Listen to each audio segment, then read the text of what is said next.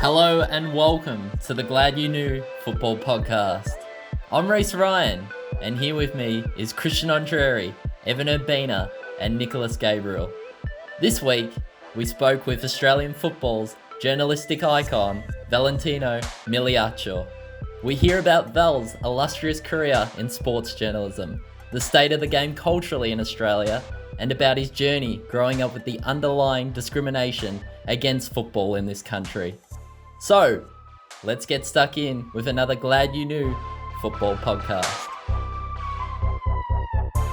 Val, it feels like long time no see since those days in Jordan. I don't even know if you still remember me from that time. How could I forget you, mate? Because I remember being in the Cantaloupe Hotel next to Sam Kerr's dad, Roger, and all the gang there, and I saw you and your lovely wife, Lisa, across the table. I said, "Is that the Val Migliaccio?" Yeah, made me feel good. Actually, that was, I reckon, my first day of dysentery. Well, because I remember you were so sick, weren't you? I was pretty crook there for a long time, and that happened after we went down to the Dead Sea. So I took a visit to the Dead Sea, and then I don't know what happened while I was in the water. I had to run, and yeah, too much info, Val. Too much. But it lasted for about. I'll get into the dysentery stuff. About 10 days over there, where I couldn't keep anything down, and then I got back here, and on and off for the next 5 or 6 months, I kept getting a fever every 3, 4, 5 days, and ended up having an operation. And what happened was I had an infected bladder. So this has come out of Jordan. So that's the memory of Jordan. So well, that's moneyer than the A-League pay deal at the moment. So, Val, what are your earliest memories of how you got into football? Well, I used to go. My father he's still with us, which is good.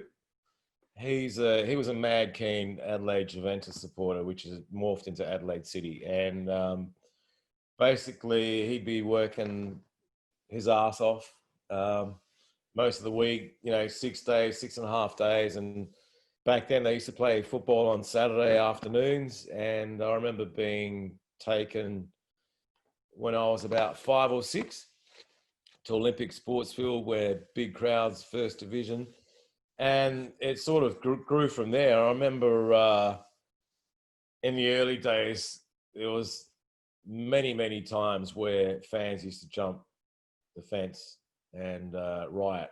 I remember a couple of riots back in the day.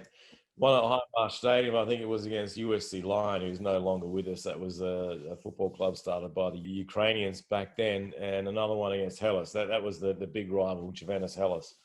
And but they were good days, though. I mean, we used to, fight a little bit, and then we're all mates always after.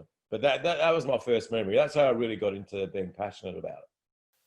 Okay, so when was the moment that you thought in your life that you could actually walk into football and make something out of the beautiful game? I played it. I played it for a long time. My dream was actually to become a professional footballer.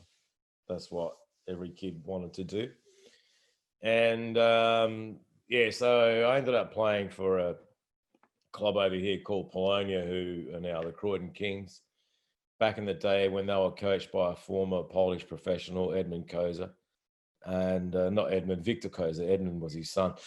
Anyway, then I ended up going to Italy with the family, and then started playing street football over there, and started playing for the local village team. And back then, I got told that scouts were looking as well, and they wanted me actually to go trial with a club. If I say the club, you'll probably laugh your ass off. But tell us.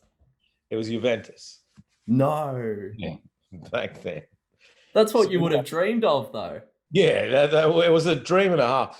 What happened, family wanted to come back home. That was the end of that. So I still kept playing for Adelaide City, jumped to Adelaide City, made the state team, got on the cusp of the NSL squad, the National Soccer League squad, back in would have been 77, 78. Then I did my knee, and that was the end of my football career back then. And then After that, there was a gap. I played drums as well, so I enjoyed playing music. I got in a couple of bands, started doing that. Then I moved away from football a little bit. I still loved Adelaide City, and I still went every Sunday. They used to play back then, and then they changed to Friday night when it got closer to the 1990s and stuff like that, or the end of the 1990s. But in that time there, I remember I got into the media. This is where we're going with this. At about 1993, 1994, I got asked to do, because back then the South Australian Soccer Federation, who were a good federation back then, past tense, they started up the Premier League. So it was a brand new competition, 8-team league. 1994 was the year. And a community station asked me if I wanted to be a commentator. Don't know why, but they sort of said, yeah, okay. So I got into becoming a commentator, doing matches. And then from there, it grew into a football show. So I did a radio football show. And from there, I got picked up by a commercial network, 5AA, and actually started hosting my own radio show for a little bit. Would have been maybe 18 months, which is pretty good, because it was the first time that they actually dedicated an entire hour just to football. They used to have people on there talking football, but it would have been 5 minutes, 3 minutes, how was the game, blah, blah, blah. So we did interviews and all that sort of stuff. And from there was a very good journalist at the Sunday Mail, heard about me, so I became a stringer with him. There's a local leagues, and it just sort of grew from there, and eventually I got into the Sunday Mail and then the Advertiser, and then, yeah, it just snowballed from there. But I've been really lucky to get into the industry, which I didn't come in through the traditional way, put it that way. That's a bit offensive that they put you on radio, because you definitely don't have a head for radio. But it was all good fun. Yeah. We obviously have a love for the game and a passion. You've obviously started off young and now you're still involved in the game. Why don't you take us through the responsibilities that are involved in your job? And can you take us into your world and describe it a little bit for the viewers out there? Yeah, well, you probably know my life's changed a little bit over the last couple of months, where News Corp made me redundant after a long time there, but so I'm still trying to chip away at getting more work. I'm getting a little bit here and there. But the job, it did change over the course of time. So when I got into first becoming a stringer for the Sunday Mail, basically you go down to a match, you do your report, who scored goals, you interview the coach or the goal scorer, go in, type it up, then it came out in the newspaper, and basically that was the only means of communicating back then, because clubs didn't have websites, and not many people had mobile phones and all that sort of stuff, and smartphones. But over the years it sort of changed in terms of technology has forced it to change. The smartphone, obviously, if you watch a game of football now, you don't have to go, if it's a popular game of football, I'm saying, like the A-League, for example, the English Premier League, you don't have to go to one spot to read a score or goal scorers, even get a video. You can go to 1,000 different places. So basically in Adelaide, my role with the Advertiser was to focus more on Adelaide United, who are number one team here, and it's one team town. Unfortunately, I'd like to see two teams here eventually. That I hope it happens one day, because being in a one-team town, it makes it difficult. It made it difficult for me to. You've got to find the balance. I found with delivering news as a reporter, but also you're trying to also tell the customer, the reader, that you're a fan, and sometimes the reader didn't understand if I reported something which they didn't like. They think I hated, say, Adelaide United, which is far from the truth. I'm just doing my job. Is that when you say I'm an Adelaide Juventus fan, or you just keep it to one side? No, I mean, I'll say it like that. But when I reported with Adelaide City, in the later years of, before they pulled out of the NSL, I was writing stories which did put their noses out of joint, because it's my job. And the last thing I wanted to happen to a club like Adelaide City, because I had watched West Adelaide's demise in 1999. So the first SA team to win a national title in any code, in any men's sporting team code, back in 1978. And then what happened was there was a lot of infighting, and they went under. And I did not want that to happen to Adelaide City. I don't want it to happen to Adelaide United. To give you an example, so I think West Adelaide could have been saved from going under if, I might get sued here, mate, if I say this, but I've got to be careful. If the job of reporting what was going on behind the scenes was reported, it never was. All of a sudden it came out and they shut the door. But if I was in those shoes back then, I would have reported it. Because, if you start reporting stuff which may be a little bit controversial, which they want to hide, they have to come out and react. And that's what you want for the betterment of the game. Mm-hmm. I think the way a lot of things are going at the moment, the non-reporting is doing a lot of damage it's doing more damage to the game than good, because now clubs and people can get away with whatever they want. They've got their own media channels to push out what they want, their own propaganda.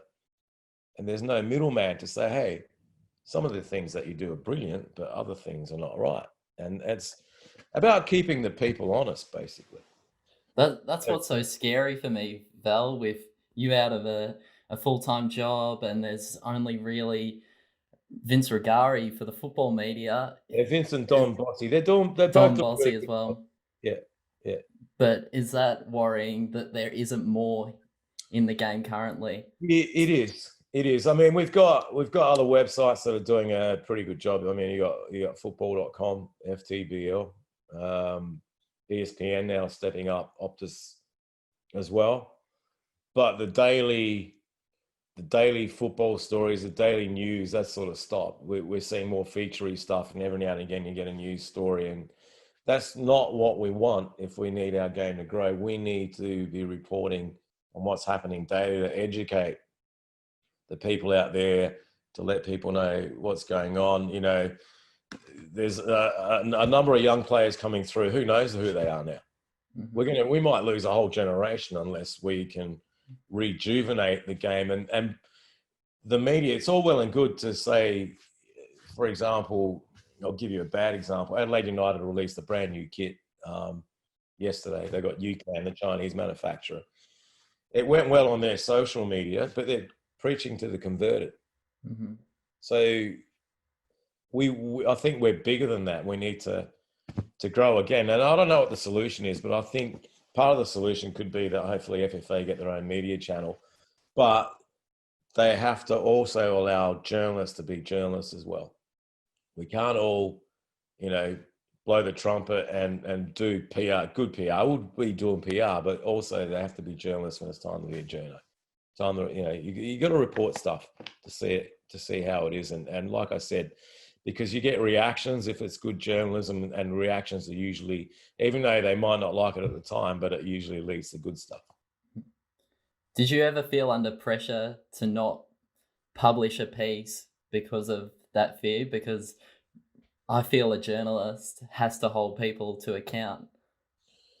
No, I was pretty headstrong, and what I believed in. Lately, it was a little bit more difficult because obviously News Corp had changed their direction, say the last couple of years. But before that, I always had a good rapport with the editor, with the sports editor, and if it was strong enough and I believed in the product, they believed in me, and then it'll be written.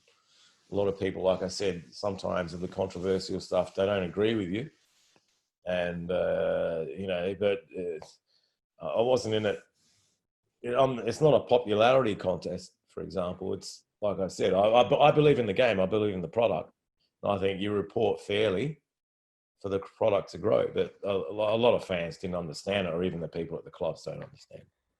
Because I remember Simon Hill talking about the direction Fox Sports took in the last 5 years, and he mentioned with regards to the puff pieces, the EPL trivia almost of the Premier League, and these stories that you're talking about fell by the wayside. How can we bring this back? Is this through FFA TV, which what you're talking about right now? Yeah, it could be. I think FFA. There's enough people playing the game where we're mature enough to know that it needs to grow, and I think they need to grab it themselves. But you've got to feature everybody in the game in it. You can't just have the top end W League, A League, NYL, and then forget about it. It's got to be NPL. It's got to be the amateurs.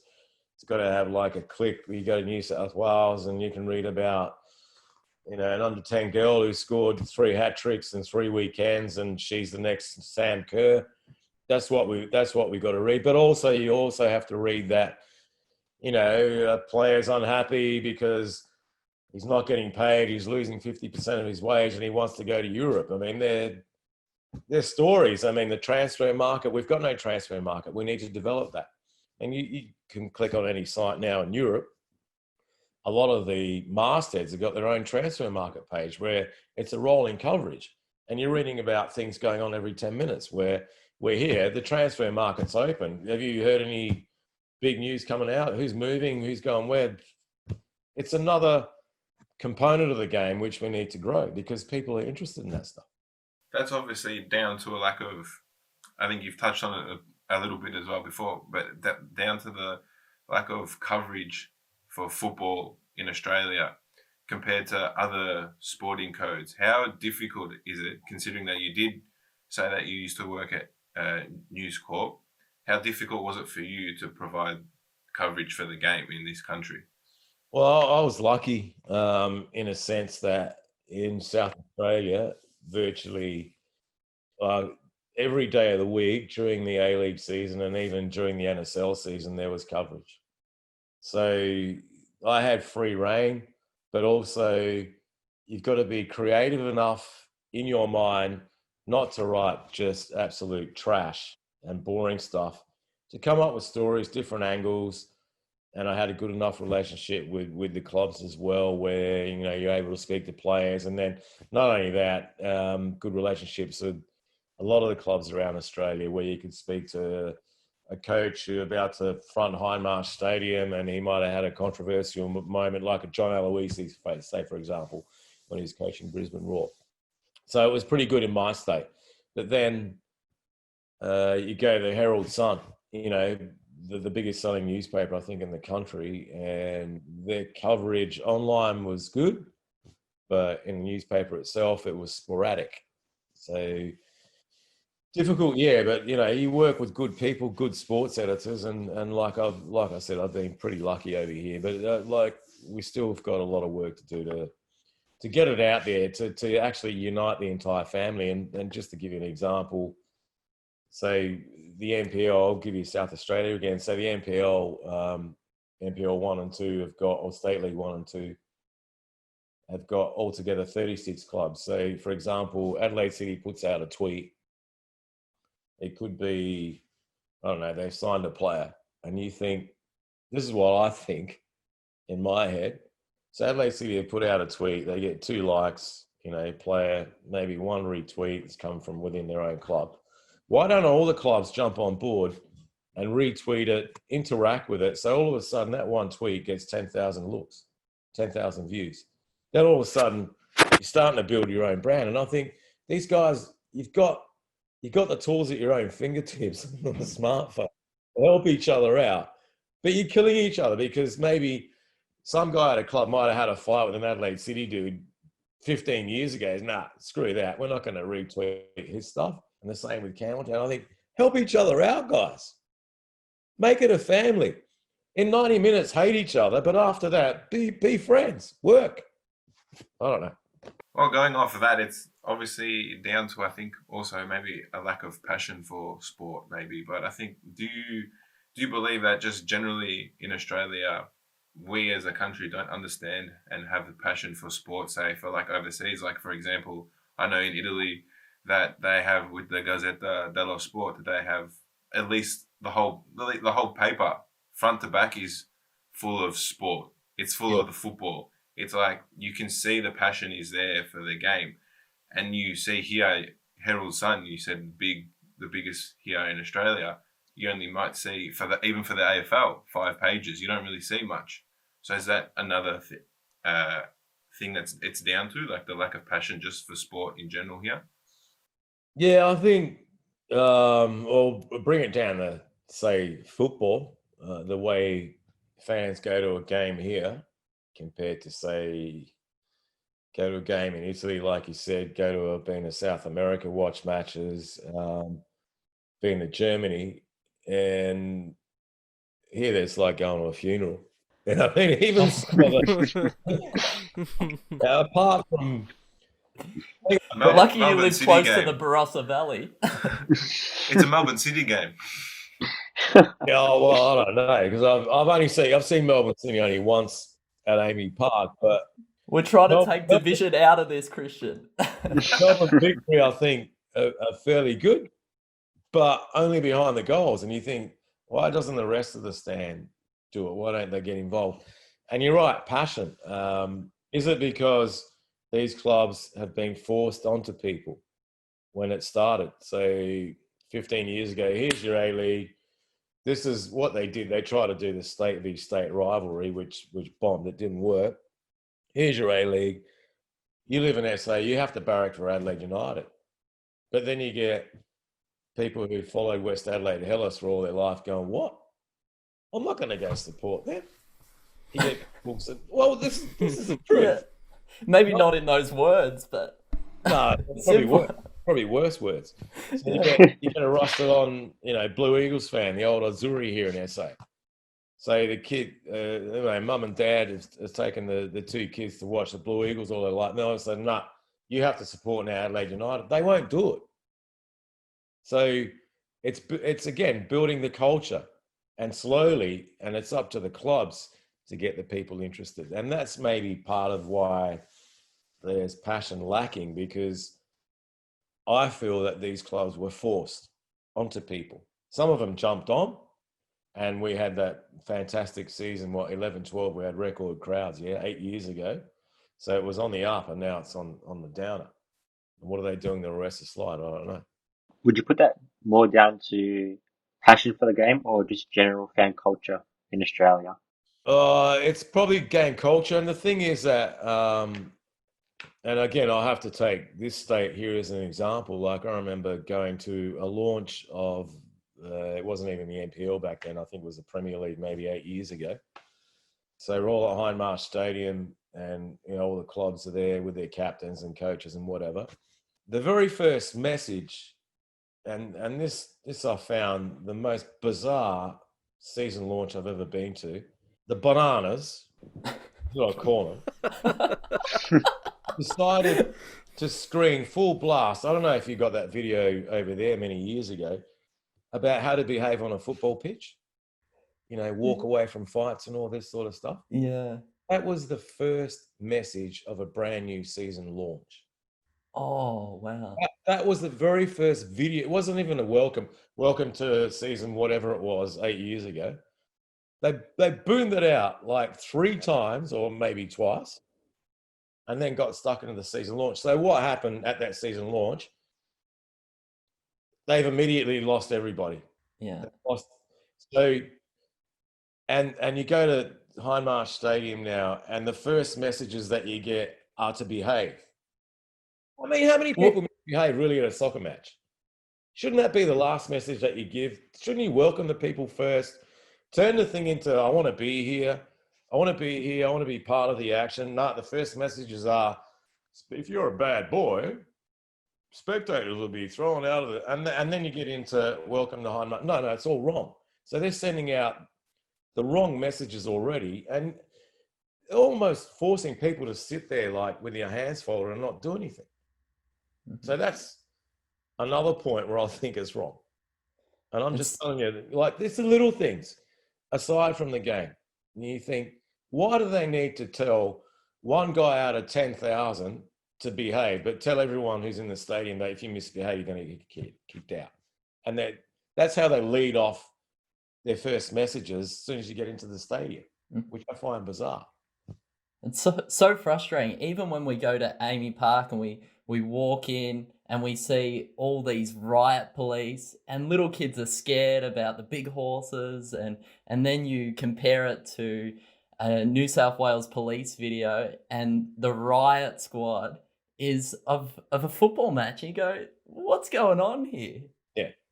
Like, what's the narrative here? I don't really understand it, Val. And do you think that's one of the major problems that's holding football back? 100%. Is people understanding the game?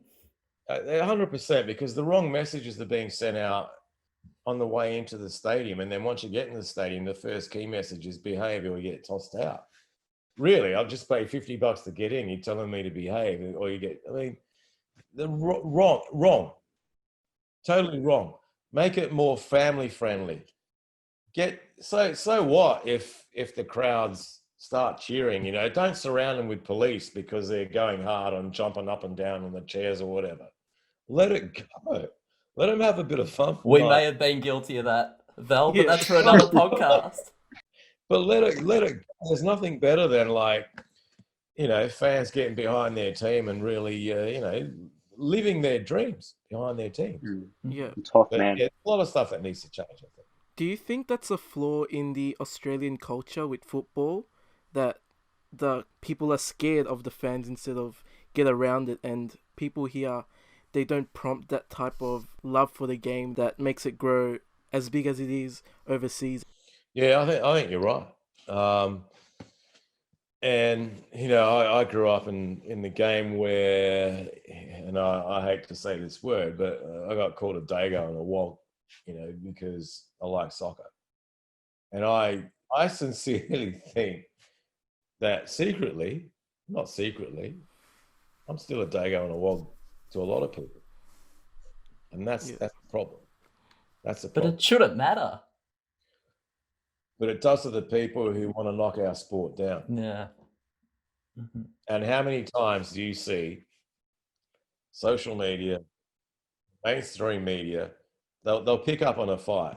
They'll pick up on a fight and just run it, say a random fight at an A-League match or NPL match, but yet, you know, you go to another sport and there's fights every week, but you don't see anything about it. And I think there's an underlying discrimination against the sport, if there can be. There's a major discrimination against football in this country. And I don't know, have we allowed it to happen? Perhaps yes. Did you find that in your newsroom? Did you find other journalists were kicking football to the curb? No, not in Adelaide, no. Not in Adelaide. A lot of the journalists enjoyed football. You get the odd, you know, one. But no, I think they were a pretty open newsroom. Like I said, I was lucky in Adelaide because I think we were pretty open to it and the coverage was good. But yeah, it's just, it's the culture. And, you know, and like I said, it's the little things that count, where stop policing us so hard when we go to football matches. A lot of us are good human beings. We might have a drink, we might shout, we might say something. But let it go. Not like Let us be emotional. Yeah. But that's what I think a lot of people without the background, and I had a chat with Cassio about this as well not long ago. He comes from Brazil, and Cassio was saying, like, he came out here, a lot of people struggle with his passion, right? Even the players here couldn't understand why he wouldn't talk for 48 hours after he lost the match. Why he was smashing his own teammates when they were laughing and having a beer after dinner when they lost the match. And then he said, the longer I've been in Australia, he goes, the more I've got to know Italians, Croatians, Serbs, Greeks, and the Mediterranean Europeans, the more I understand you guys are passionate, but everyone else sort of doesn't understand it. And maybe, I don't know, I mean, we're one big melting pot. It feels like sport's just a social gathering. It's just something to do for Australians. That's why I get the feeling of when I was in Malaysia, there was a market stall. People were there 8 hours before the game, Yeah. setting up banners, creating massive tifos. I think Asia's a really good embodiment or something to really take inspiration from. I think in our own fan culture, and hopefully, yeah, will you see our fans coming back anytime soon, or do you think they've left the product and they don't want anything to do with the A-League? No, I hope not. But the A-League clubs have got a bit of work to do to actually get them back. Get them back on side and to keep them. And I think, I don't know, speaking to a lot of people, they're over the fluff. They're over the PR. They just want, be honest, sell the product for what it is. And to be quite frank, a lot of them are saying it's too expensive for what it is. So you're not getting Lionel Messi playing in our league, but if you want to sit at Hindmarsh Stadium in the Western Stand in shade, it's going to cost you $50 as an adult. You got a wife, that's 50, that's 100. A couple of kids, it's nearly $200 by the time you walk out of there for an A-League match. Look at that. That's what they have to look at as well. Why aren't they coming? Because it's too expensive to bring a family. That's what I'm going to tell you. Yeah. They got to be more realistic with the prices. Well, going off personal experiences, I think from all of us here trying to get into A-League games as students, obviously previously when we were still growing up in high school, if you had to go buy your own ticket and you didn't work, it wasn't affordable. Yeah. You would just stay home and watch it. You'd bring everyone over or whatever, get your mates and stay home and watch it. Val, we may have got child memberships back in the day, but that's our secret. Why not? But I mean, that's something they have to look at, and then obviously they've got a lot more work to do in terms of getting out to communities. I know it's going to be difficult now because a lot of the players are going to be, on lower contracts, and maybe that means they don't do community work, but they need to get out to schools. And I wouldn't mind even, say, for a one-team town like Adelaide, where a squad of 23 players is split into different zones. So, for example, if you're in the northeast of Adelaide, where there's a lot of Italians, they get maybe an Italian player who the zone actually exclusively owns, and he comes out here, he goes to shopping centres and stuff like that. And then they need to be more out there, and that takes resources, I think. Is that how political it is? If a player, say, comes to the A-League and it's part of some agent or some group that brings him over through friends, and he's only allowed to operate in that certain area, is that a real? I'm saying maybe clubs should be looking at even allocating players to zones. Say like Al Hassan Toure goes north, where Awa Mobils come out of that zone there. So he goes to shopping centres over there and promotes the club through there, knowing that there's a lot of African people out there and they'll come over to watch it. And I'm saying this side of town where I am, the north or the east, the northeast, there's a lot of Italians. Get an Italian player. Jordan Elsey, say, around Modbury, just for example. Just so there's familiarity with these players going out there, and kids can look at these guys, go out to the soccer club and go, yeah, I want to be like him. Dad, can I go to the game? Or Mum, can I go to the game? So it's a bit of work. So I don't think we've lost them for good, but they've got a lot of work to do to get them back, and they've got to sell the product for what it is, and don't try to sell us a product which is not. It's not the English Premier League. It's not La Liga. It's not Serie A. It's not the Bundesliga. It's the A-League. Sell that for what it is. Locals having a crack to move up to the next level of football. I think for a lot of us, we kind of became real football fans after 2005 when, we qualified for the World Cup, and that was probably the first time I was introduced to football, and I was like, that's why I fell in love with it.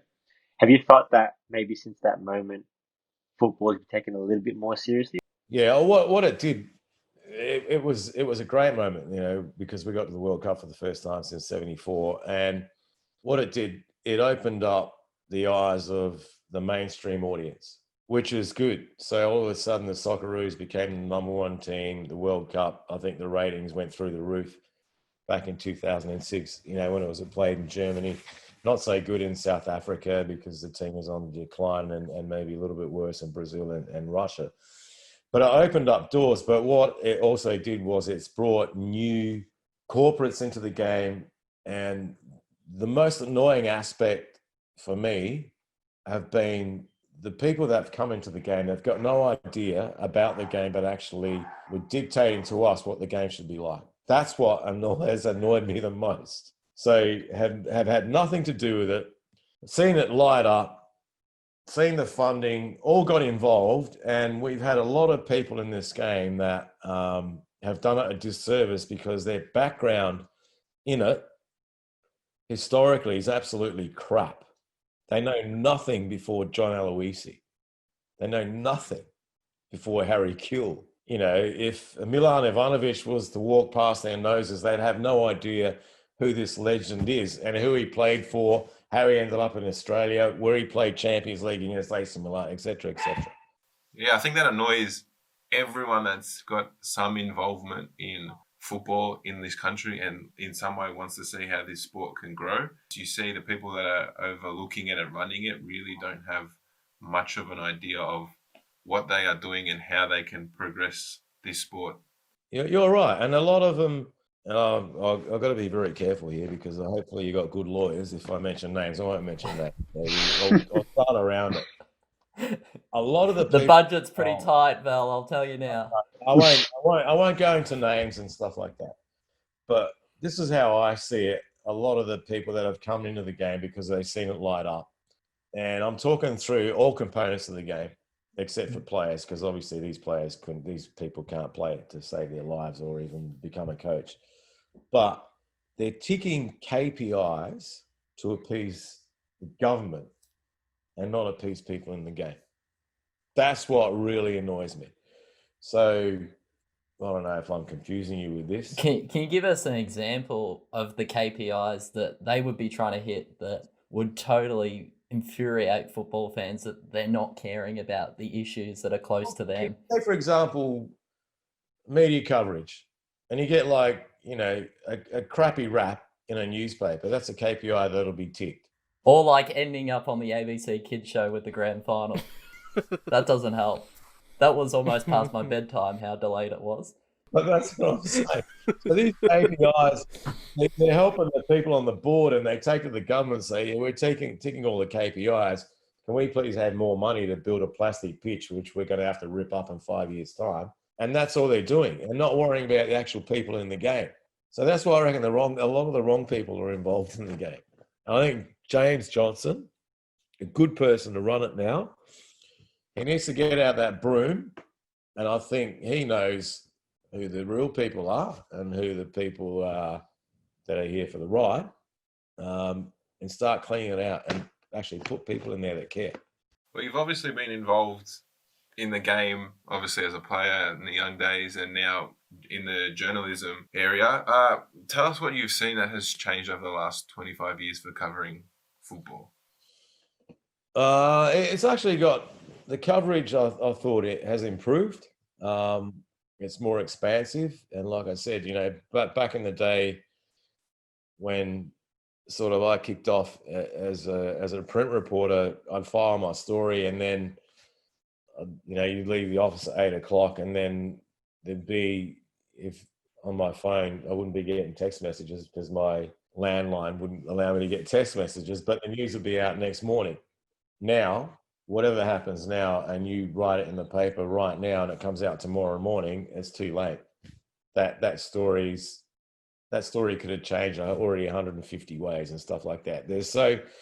So the coverage is more expansive. Is it quality? I'm not sure, but there's also it seems to be drowning as well, because a lot of the coverage gets lost in all the social media that's out there now. And the thing is too, to differentiate between what the truth is now, because anybody can tweet, anybody can put whatever you want on Instagram. You can tweet a whole lot of bullshit, but if you get enough followers, they'll believe that bullshit. And this is where a good reporter, good journalist can say, hey, that's not right, write a story, this is the truth, you know. And that's where you get a lot of conflict and stuff like that. So social media has actually changed the way I think reporting has been portrayed. I think it's also good as well, because, you know, if I sleep, if I miss a Champions League match, you know, get up at 4:15 and I've slept in, I can wake up in the morning at 7 o'clock, put on my phone, and I can get the video straight away.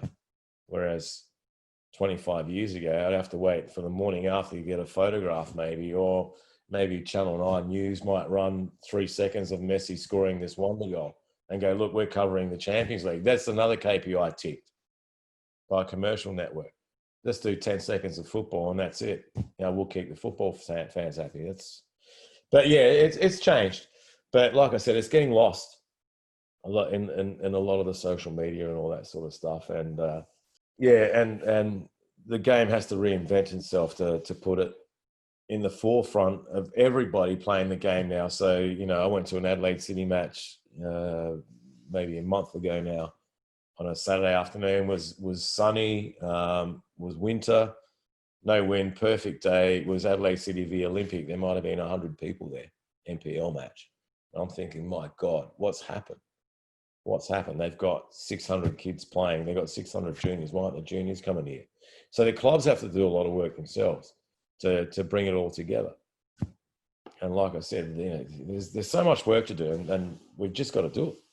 With you being such a trusted source of information, Val, is it becoming frustrating when you do see all these trolls and these tropes that people don't read anymore? A lot of them just disappear, mate. Like they bob up like a flash in the pan, and then they take off because they're reporting absolute trash, and they're saying, I mean, don't even. They're not the main problem. I think we don't want you to blow a blood vessel there, Val. No, but they're not the main problem. It's the game itself, I think, which needs to be a lot better. And like I said, it's so easy. Every club's got access to a smartphone. Surely, help each other out. Get that word out. Help each other out. So has technology now obviously advanced? Is that a pro for you as a journalist? Because you obviously don't need to, as you said, wake up at 4 a.m. to watch a game, or you don't have to be in another city to watch the game. You can always go on the computer and find it. But is there a downside to having this much technology in your field? No, not really. It's changed the way that, you know, of reporting, that's for sure. Where, you know, the straight out match report, like I said earlier, if you do a straight out match report these days and you post it, I think it's a complete waste of time. Because by the time you might read it in half an hour, there's 30 match reports. No one gives two shits, to be quite frank. You've got to give the customer something else, look a little deeper into a game, you know. Give you know, example, say Bayern Munich and Barcelona, you know, you 8-2. That match report, maybe there would have been 100 million eyes because that's just a freak score. But an 8-2 in the A-League, it's not going to give you 100 million eyes. You've got to give them something different. Who was the most spectacular player? Something maybe controversial. You've got to take the game to another level, more in depth and more about educating, rather than how can I say it, being maybe arrogant in terms of reporting and stuff like that. And we need to educate, because, like I said, the league is changing. It looks like next season we're going to have so many more kids coming through the ranks. That generation's just going to get lost, isn't it? Yeah, if it's not done right, no one's going to know who Luis Laurie Latanzio is, and he's the next big rising star.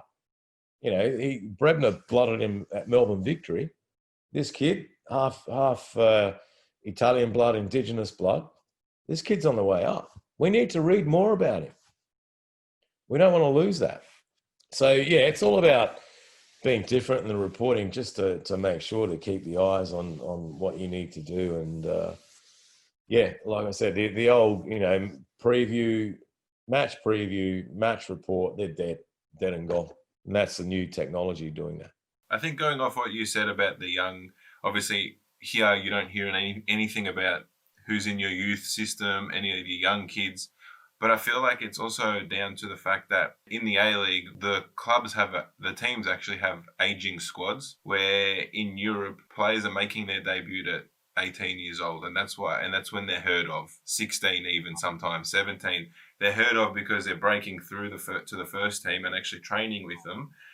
And then they're having a debut. Here, if you're past 18, 19, you might be lucky to be seen again when you're 25. Well, I think that's changing, and that's because of it's being forced to change because the money's just not there. So they'll be able to blood many new players. But yeah, it's up to us to get the names of these boys and girls out. There's a new generation coming through. It's an exciting generation. And it's like again, it's a cultural thing. So, a 10-year-old kid, does he know, that Riley McGree won the Rising Star Award for the A-League? Probably not. Why doesn't he know? That's what we've got to ask the questions why this kid doesn't know. Because this kid's the new customer for the A-League club. He's the new customer for the NPL club. You need to keep him interested, her interested. And that's what there's a lot of work to do. I don't know what the answer is, but that's the reality of it. The rusted-on fans, they know Riley McGree. They know who he is. But why doesn't a 10-year-old boy or girl know who Riley McGree is? They should. I think it might be down to a bit more of the lack of coverage of that news, because I know Reese and I have spoke about this before, where we've coached under 18s, 16s previously, and you would go to them, did you guys watch the game on the weekend? They go, no, what game? Yeah. And it's like you're playing the game and you're coaching them, and they don't know how to talk about it because they don't watch it. They're not involved like that. Yeah, but is it the fault of the children or the fault of the people actually organising the game? I don't think it's the fault of the kids. And to give you an example, okay, so I'm on a bit of a sabbatical. There was an NPL match played midweek last week, which if I knew, I would have gone out to see it. Now, I'm not going to spend every waking hour on my telephone to surf who's playing every day on the apps. If you don't come to me to let me know who's playing on the Wednesday night, I think it was Adelaide City, Adelaide United, I would have gone and watched it. I found out during the game, where I happened to be on Twitter, oh, there they are. I said, what? They're playing tonight. So whose fault is it? Is it my fault for not actually being actively involved by looking on my phone and find out, hey, is this game on? Or is it the fault of the federation or the clubs by saying, hey, we're on tonight? Yeah, down to the lack of coverage for just in general. Yeah, that's what it's 100%. You are a celebrity, though, on soccer Twitter. Is this conversation that we're having on Twitter about the game all talk and not enough action? I would say so. Mm-hmm. You mean, what are we talking about? A-League? Well, yeah. Well, with A-League, everyone raves about how much chat there is about the game on Twitter, but is it actually providing the education or meaningful conversation to actually grow the game, or are we just having a go at everyone in the comments here? Or praising you, one or the other? Any talk is good talk, but it's up to the trusted media outlets to actually have the truthful talk, and then the federation to make sure that this talk is a lot more than talk.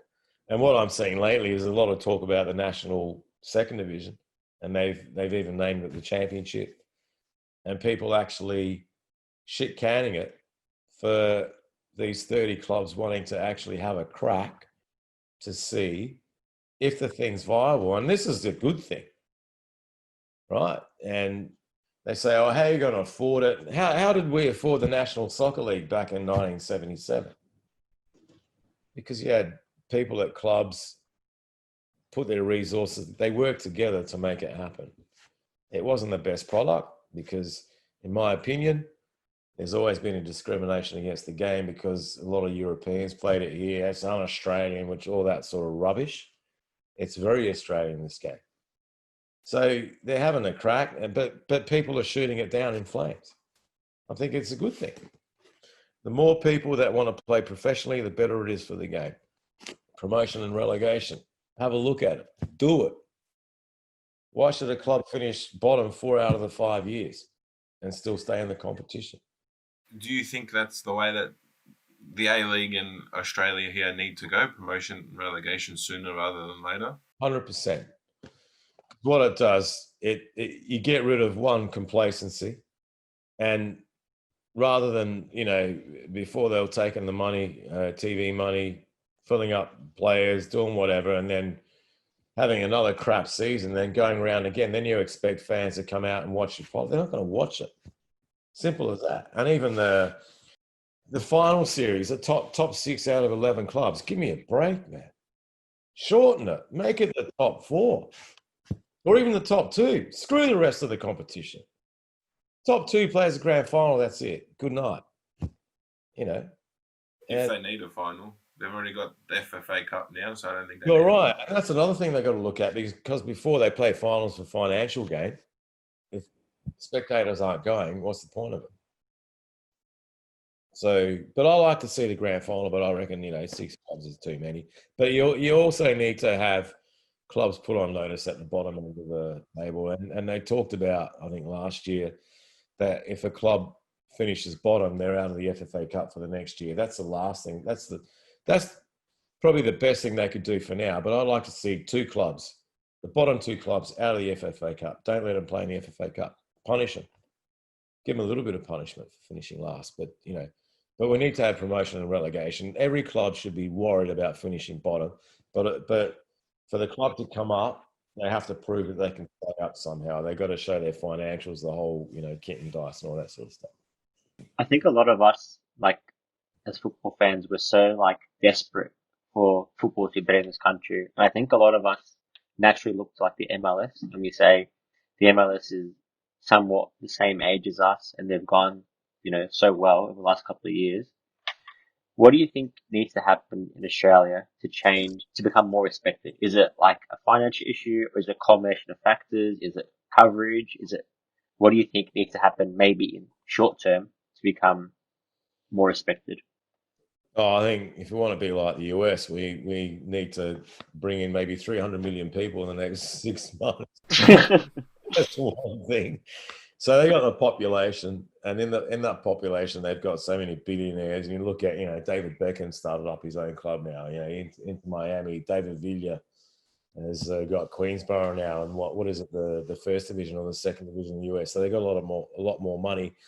I think it's we need to unify the sport, and this is what say soccer Twitter. This is what doesn't. I don't get this at all. So everybody loves the game, but everyone hates each other on Twitter. What's the story with that? So we've all got one common goal, but because we don't agree with somebody, we want to kill them. And this is maybe going right through the whole game. You think, nah, we all love the sport. Let's unite. Be angry for 90 minutes. Be angry for an hour if it's a kid's game against each other. But after that, you're all friends. Let's help each other out. Work together. And that's what I think we're not doing. And this comes back to my point that a lot of wrong people have been employed in the game. They're just ticking KPIs without actually worrying about the game. James Johnson needs a lot of sweeping of this broom by the sounds of it. The spring cleaning's getting longer, Val. Yeah, he needs a major clean out. And I'm talking, do we need, how many federations have we got? They're not even federations now. They're called whatever they are because the clubs aren't members.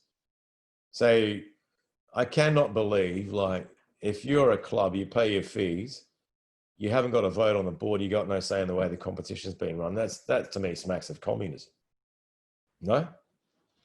So you get the money, they're getting all their funding from clubs, registration fees, the whole lot, yet these people have got zero say. That's wrong. Challenging. Yeah. Well, that's where I think get rid of these federations.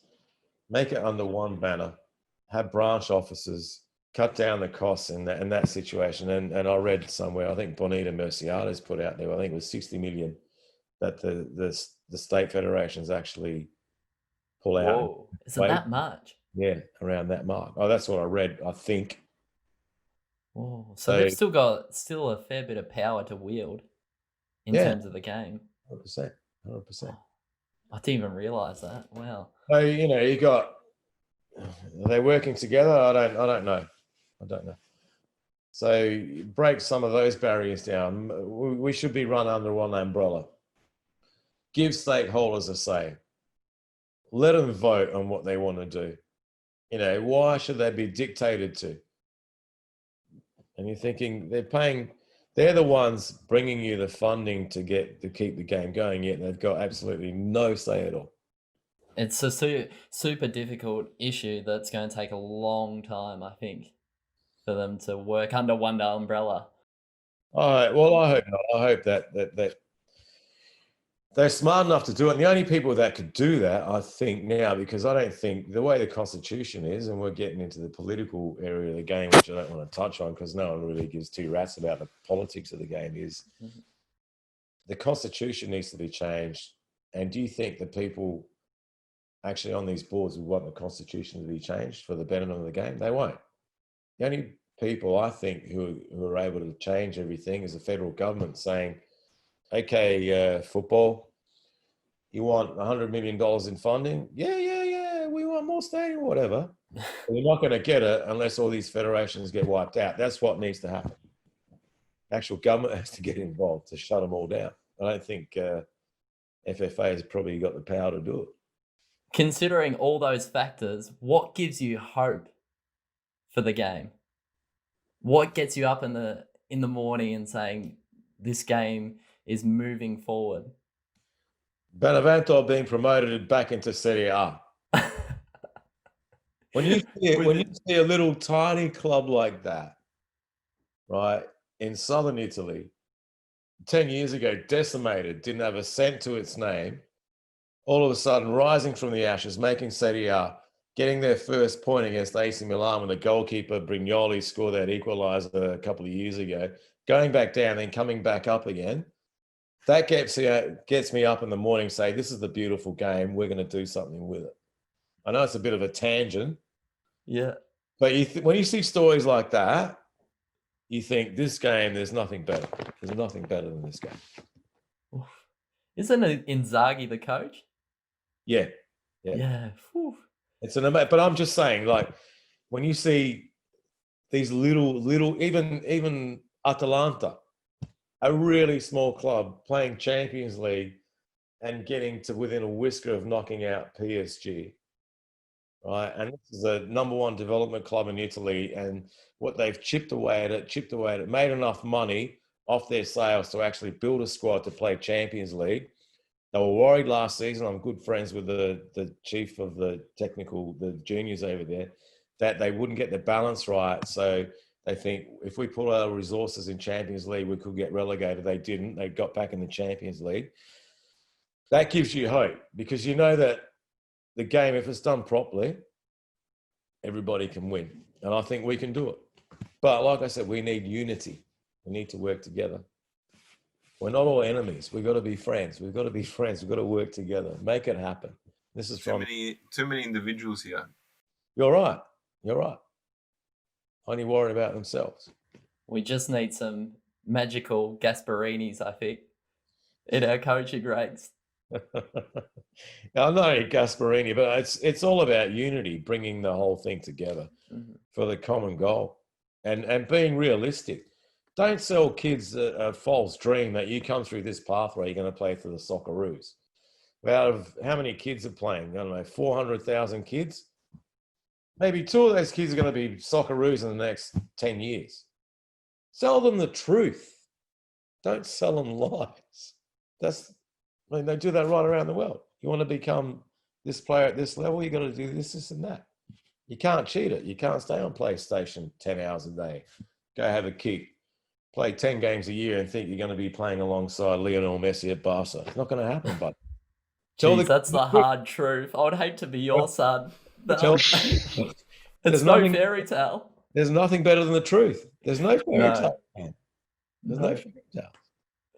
No, nothing but the truth. And It's true. When I played under 16, I said to Mum, I'm going to you, which is to get your head out of your ass. So Val, I've been inspired by your journalism career, and if you could turn back the clock in what you've learned, and you were 22 again, even though you were 21 last year, we're counting that as well. Yeah, 3 times nearly, mate. What do you think is something that you've learned that you wish you knew when you were 22 about the game in Australia? Man, that's a monster question. What? Say it again. If When you I were started 22, I could ask you again. If you were 22, what do you wish you knew from all your years of experience in journalism?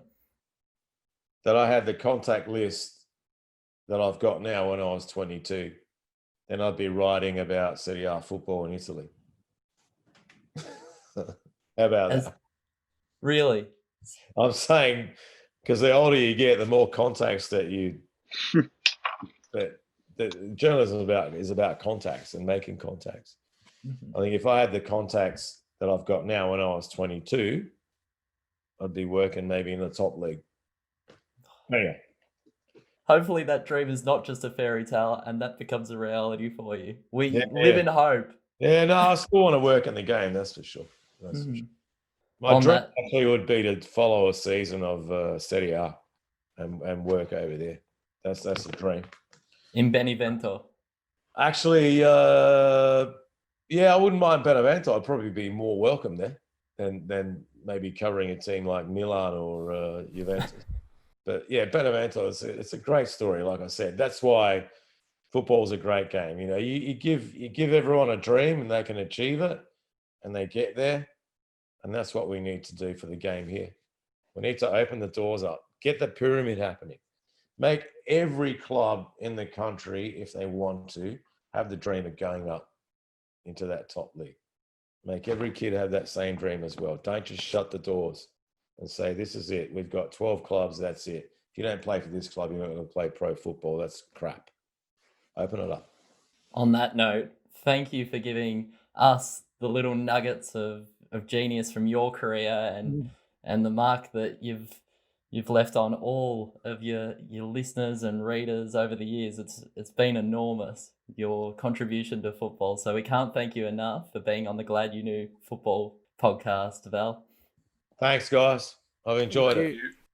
Thank you. You've been listening to the Glad You Knew Football Show. Keep up to date with everything Glad You Knew by following us at Glad You Knew on Insta, Twitter, Facebook and LinkedIn. Don't forget to check out our Glad You Knew Politics podcast, released every Friday with Nathan Ang and I on all your favourite podcast platforms.